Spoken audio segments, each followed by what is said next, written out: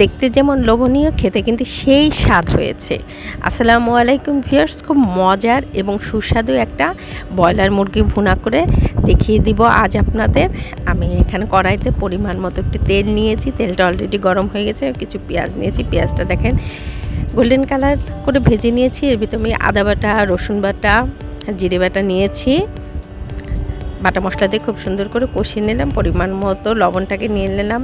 এখন পরিমাণ মতো হলুদ গুঁড়ো, লাল মরিচের গুঁড়ি আর ধনিয়ার গুঁড়ি নিয়ে খুব সুন্দর করে মশলাটাকে কষিয়ে নিলাম। এই পর্যায়ে কিছু কাঁচামরিচ দিয়ে দিলাম। এখন আমি এখানে ব্রয়লার মুরগিটাকে আগে থেকে কেটে রেডি করে রেখেছিলাম। এখানে প্রায় 2 কেজি ওজনের একটা ব্রয়লার মুরগি আছে। আমি ব্রয়লার মুরগিটাকে খুব সুন্দর করে কষিয়ে নিচ্ছি প্রায় 3 থেকে 4 মিনিট। এর ভিতরে আমি 2টা তেজপাতা নিয়ে দিলাম। এখন খুব সুন্দর করে আমি ব্রয়লার মুরগিটাকে কষিয়ে নেব। অনেকেই কিন্তু ব্রয়লার মুরগি খেতে কিন্তু পছন্দ করে না। তো ব্রয়লার মুরগিটা আমি কষিয়ে নিয়ে ঢাকনা দিয়ে ঢেকে দিয়েছি। দেখেন মুরগিটা থেকে কত সুন্দর পানি বের হয়ে গেছে। এই পর্যায়ে আমি একটু গরম মশলা গুঁড়ি দিলাম। এখানে 3 প্রকারের গরম মশলা গুঁড়ি আছে। গরম মশলা গুঁড়ি দিয়ে খুব সুন্দর করে মাংসটাকে আমি কষিয়ে নিচ্ছি। মাংসটা কষাতে দেখেন তেলটা উঠে গিয়েছে। এই পর্যায়ে মাংসটা সিদ্ধ হওয়ার জন্য আমি কিছু পরিমাণে গরম পানি অ্যাড করে দিলাম। এই পর্যায়ে আমি আরও 5 থেকে 6 মিনিট মাংসটাকে রান্না করে নিব।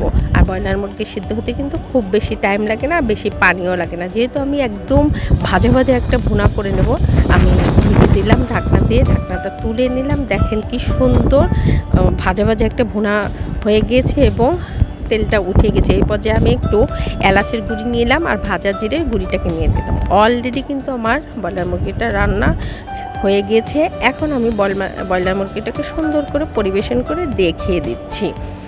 তো আপনারা যদি আমার চ্যানেলে নতুন হয়ে থাকেন, প্লিজ আমাকে একটা লাইক, কমেন্ট, শেয়ার করবেন। কমেন্টস করে জানিয়ে দেবেন আমার রেসিপিগুলো আপনাদের কাছে কেমন লাগলো।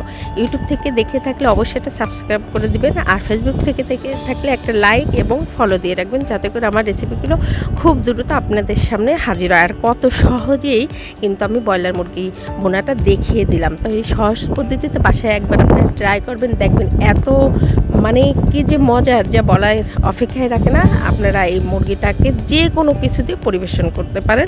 এ পর্যন্ত ভালো থাকবেন। আল্লাহ হাফেজ।